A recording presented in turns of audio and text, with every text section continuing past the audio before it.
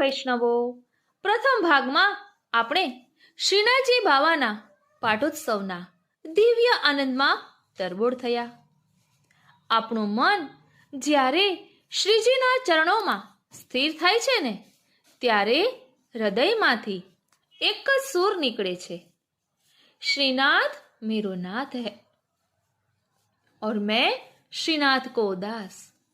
આ દાસ ભાવ સાથે આપણે લાલબાગની એ પવિત્ર કુંજોમાં વિહાર કર્યો, માનસી ગંગાના શીતળ જલમાં સ્નાન કર્યું, હનુમાનજી દ્વારા આપેલા ઉપદેશને સમજ્યા અને નાથ દ્વારાએ દ્વાદશ દ્વારોની ભાવનાને હૃદયમાં પધરાવી. આ 12 દ્વાર એ માત્ર દરવાજા નથી, પણ સાક્ષાત દ્વાદશ કુંજના સ્વરૂપ છે, જે આપણને નિકુંજ લીલા તરફ દોરી જાય છે. હવે આપણી આ મનોરથની યાત્રા એક એવા મુકામ પર પહોંચી છે કે જ્યાં ભક્ત અને ભગવાન વચ્ચેનું અંતર ઓગળી જાય છે. આપણે મનથી આવી પહોંચ્યા છીએ કમલ ચોકમાં.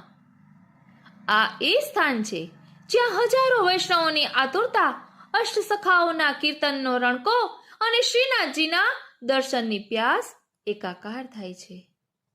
આજના આ બીજા ભાગમાં આપણે આ કમલ ચોકની અદ્ભુત ભાવનામાં ડૂબકી લગાવીશું.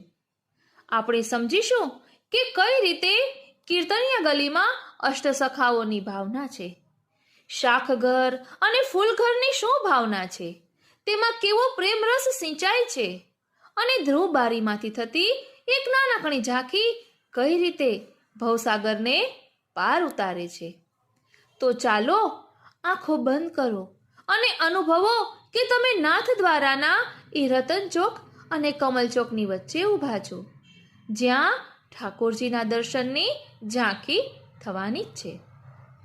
વાલા વૈષ્ણવો, જય શ્રી કૃષ્ણ.